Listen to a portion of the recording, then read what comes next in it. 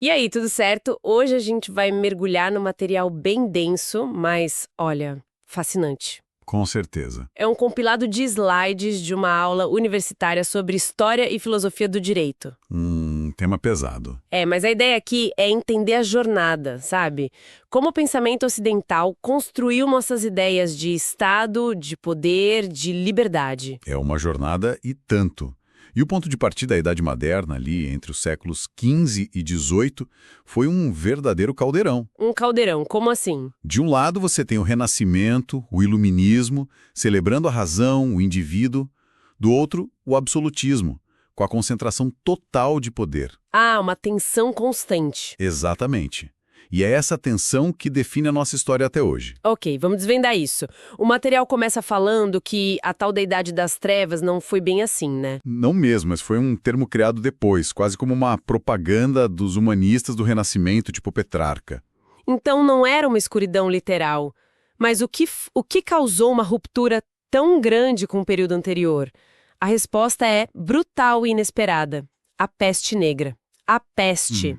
Antes dela, a estrutura feudal, o poder da igreja, tudo parecia inabalável, sabe? Mas a peste dizimou entre 30% e 50% da população da Europa. Nossa, é um número absurdo. Isso não é só uma tragédia, é um reset completo do sistema. Um reset quer dizer que mudou a economia, política, tudo. Tudo. De repente, a mão de obra ficou rara, caríssima. O sistema feudal, baseado em servos, ruiu. E o mais importante, O quê? a igreja. A maior autoridade da época não tinha respostas. Rezar não curava a peste. Esse vácuo de poder e de fé abriu uma avenida para novas ideias, para o Renascimento. E é nesse cenário caótico que surge Nicolau Maquiavel. Os slides colocam ele como uma figura central. E o que me chama a atenção é como ele simplesmente separa a política da moral. Foi uma bomba atômica na época. Em O Príncipe, ele diz algo revolucionário. A virtude de um governante não é um dom divino, não. Não. É uma habilidade a ser construída. Ele olha a política de forma fria, quase científica. O objetivo número 1 é a estabilidade do Estado. E para chegar lá, Aí que entra a famosa frase: os fins justificam os meios. Exato. isso soa como a cartilha de todo vilão de filme. Daí vem o adjetivo maquiavélico. Certo. Exatamente por isso. Mas a questão é mais complexa, sabe? Porque em outra obra, Os Discursos, ele defende a República. Ué, mas como assim? Pois é, isso deixou todo mundo coçando a cabeça. Seria O Príncipe uma sátira, um manual para tiranos ou um alerta para o povo? E qual é a interpretação mais aceita? A de que ele era um realista brutal. A visão majoritária é que ele via uma progressão. Uma progressão? Isso. Um Estado nasce no caos, precisa de um príncipe, um poder forte para impor a ordem. Só depois, com a sociedade estável, ela pode virar uma república. Entendi. Ele não estava dizendo como política deveria ser, mas como ela era, Precisamente. sem filtros. É incrível como ele foca na estabilidade a qualquer custo. Isso me faz pensar, sabe, se a instabilidade for tão grande que as pessoas topam abrir mão de tudo por ordem. É uma boa pergunta. Acho que isso nos joga direto no mundo de Thomas Hobbes, não? Perfeita conexão. Hobbes viveu a Guerra Civil Inglesa, ele viu o caos de perto. E a conclusão dele é radical. Ele vira Aristóteles de cabeça para baixo. Como assim? Para ele, o ser humano não é um animal social por natureza. Nós somos egoístas, movidos por desejos infinitos num mundo de recursos finitos. E essa disputa leva àquela ideia famosa do homem é o lobo do homem. Que visão sombria da humanidade. Totalmente. Para Hobbes, o estado de natureza é a guerra de todos contra todos, um medo constante da morte violenta. Credo! E qual a solução? O contrato social. Mas o contrato dele é tipo um pacto de submissão. A gente abre mão da nossa liberdade e entrega o poder a uma entidade soberana, o Estado. E a gente recebe o quê em troca? Segurança, paz, a garantia de que seu vizinho não vai te matar por um pedaço de pão. Esse Estado é o que ele chama de Leviatã, o monstro bíblico. Leviatã. Uma força assustadora, implacável, que protege os peixes pequenos dos peixes maiores. Mas isso é um cheque em branco para a tirania. Se a gente entrega toda a liberdade, O que impede o Leviatã de nos devorar? Não existe um limite? Essa é a pergunta de $1 milhão. E para Hobbes o limite é quase inexistente. O poder do soberano é absoluto, porque a alternativa, o caos, é muito pior. Quase inexistente? Tem alguma exceção? A única coisa que você não entrega é o seu direito à autopreservação. Se o Estado tentar te matar, você pode resistir. Afinal, o pacto era para evitar isso. Ok. Essa resposta não me parece muito satisfatória. E, pelo visto, não satisfez muita gente na época também. E é essa pergunta sobre os limites do poder que nos leva ao iluminismo e a John Locke. Exatamente. Se Hobbes escreveu com o som da guerra ao fundo, Locke escreveu pensando na estabilidade. Para ele, o estado de natureza não é de guerra. Não. E é o que, então? É de paz e razão regido por uma lei natural. As pessoas já nascem com direitos, vida, liberdade e, o ponto crucial, propriedade. Então, o contrato social de Locke tem um propósito completamente diferente. Totalmente. Não é para criar um poder absoluto do zero. É para criar um governo que atue como um juiz imparcial para proteger os direitos que já existem. Ah, então é daí que vem a ideia de governo com o consentimento dos governados. É a semente de toda a democracia moderna. A noção de que um governo só é legítimo porque o povo permite. Isso foi uma bomba no mundo dos reis absolutistas. A base da Declaração de Independência dos Estados Unidos, por exemplo. Precisamente, Locke é o pai do liberalismo político. Mas aí vem uma terceira voz, ainda mais radical.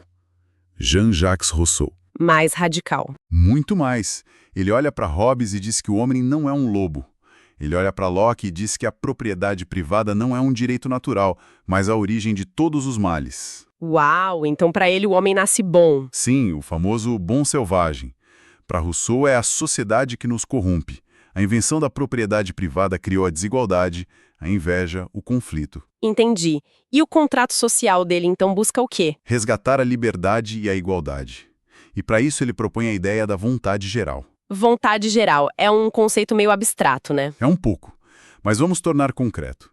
Pensa na vontade geral não como a soma dos desejos de cada um, Certo. mas como o que seria melhor para a comunidade como um todo, mesmo que alguns não gostem. É a decisão de uma cidade de construir um hospital em vez de um estádio. Mesmo que a maioria individualmente quisesse o estádio. Exato, porque a vontade geral, o bem comum, aponta para o hospital. É uma ideia que prioriza o coletivo de forma radical. Entendi. Saindo um pouco da estrutura do Estado e entrando na ética. Como a gente decide o que é certo ou errado?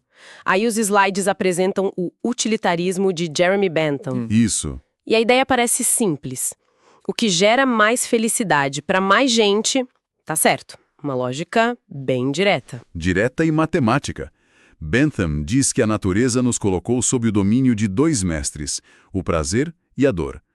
Uma lei é útil se maximiza o prazer e minimiza a dor para o maior número de pessoas. É o famoso dilema do bonde desgovernado, não é?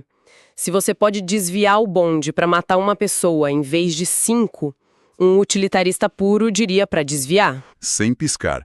É uma ética baseada nas consequências. O problema, claro, é que essa lógica pode levar a conclusões bem problemáticas. Sim, porque isso não justifica sacrificar uma minoria pelo bem da maioria. Parece uma ladeira bem escorregadia. É a crítica perfeita. E quem tentou consertar isso foi John Stuart Mill. Ele tenta humanizar o utilitarismo. De que forma? Dizendo que nem todo prazer é igual. Existem prazeres superiores do intelecto, da arte, e prazeres inferiores do corpo. É dele aquela citação famosa: é melhor ser um Sócrates insatisfeito do que um imbecil satisfeito. Essa mesmo. Para Mill, a felicidade que importa é uma felicidade de qualidade. E, fundamentalmente, a busca pelo bem coletivo não pode atropelar os direitos individuais. Ok, mas e se a gente jogar fora toda essa ideia de calcular consequências? E se o certo e o errado não dependerem do resultado, mas de um dever? Acho que é aqui que entra o gigante Immanuel Kant. Exatamente. Kant propõe uma revolução copernicana na ética. Ele tira o foco das consequências e coloca no sujeito, na razão humana. Ele quer uma lei moral universal. Isso. que valha para todos, em qualquer lugar e que não dependa de religião ou autoridade, apenas da razão pura. A isso chamamos de deontologia, a ética do dever. E a ferramenta para isso é o tal do imperativo categórico. Como isso funciona na prática? Ele tem duas formulações principais. A primeira é a da lei universal. Antes de agir, pergunte-se: a regra da minha ação poderia virar uma lei que todos devem seguir? O exemplo da mentira é clássico, né? É o melhor. Se todo mundo mentisse sempre, a confiança na palavra deixaria de existir. A comunicação entraria em colapso. Logo, mentirei imoral. E a segunda formulação, o material diz que ela é a base para muita coisa hoje. A segunda é talvez sua contribuição mais duradoura. Diz assim: haja de tal forma que uses a humanidade sempre como um fim e nunca simplesmente como um meio. Peraí, usar a humanidade como um fim e nunca como um meio. Então, a base da dignidade humana, um princípio que está em constituições no mundo todo, vem daí. Vem exatamente daí. De não usar as pessoas como um objeto, uma ferramenta. Isso é muito mais profundo do que eu imaginava. É fascinante. Kant faz a distinção. Coisas têm preço, pessoas têm dignidade. O preço é relativo, a dignidade é um valor absoluto. Usar alguém como meio é coisificar essa pessoa, é violar sua dignidade. Nossa, então o que tudo isso significa? A gente fez uma viagem incrível, de Maquiavel separando política e moral, Sim. passando pela briga entre a segurança de Hobbes e a liberdade de Locke, a visão radical do coletivo de Rousseau, até chegar em Kant, que nos deu a base para a dignidade humana. E o ponto-chave é que essa não é uma discussão de museu, sabe? Cada vez que a gente debate o poder do Estado, privacidade na internet versus segurança... A gente está revivendo o debate entre Hobbes e Locke. Exatamente. Quando discutimos justiça social e os limites da propriedade, Rousseau está na sala. Essas ideias são o sistema operacional do nosso mundo.